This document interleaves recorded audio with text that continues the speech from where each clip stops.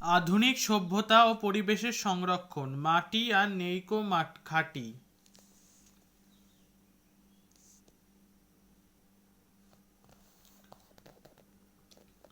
বাড়ির পাশের মাঠটা।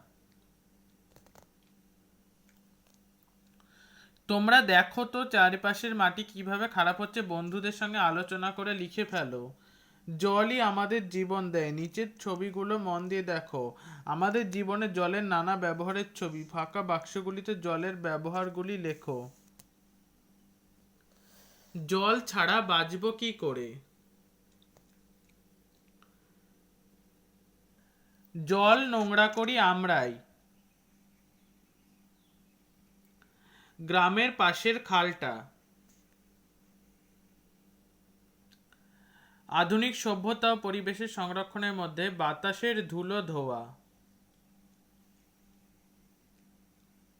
আমাদের চারপাশের বাতাস এমনভাবে নোংরা হচ্ছে, তোমাদের বাড়ি স্কুলের চারপাশে কিভাবে খারাপ হচ্ছে তা লক্ষ্য করো। কি থেকে খারাপ হচ্ছে আর কি ধরনের বিষ বাতাসে আসছে তোমরা লিখে ফেলো। জল, বায়ু এবং মাটির দূষণ।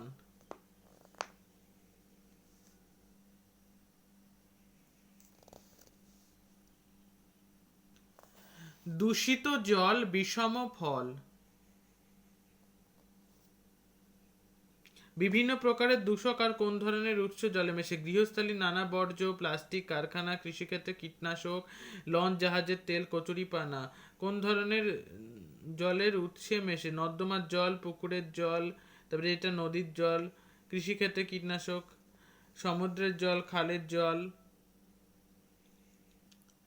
গাছের পাতার ওপর ধূলিকণা জমা হওয়া, নোংরা বর্জ্য খেয়ে কাকের মৃত্যু, পুকুরে মাছ মরে জলে ভেসে যায়, সৌধের গায়ে কালো ছোপ। বিষ্ণুইদের গল্প।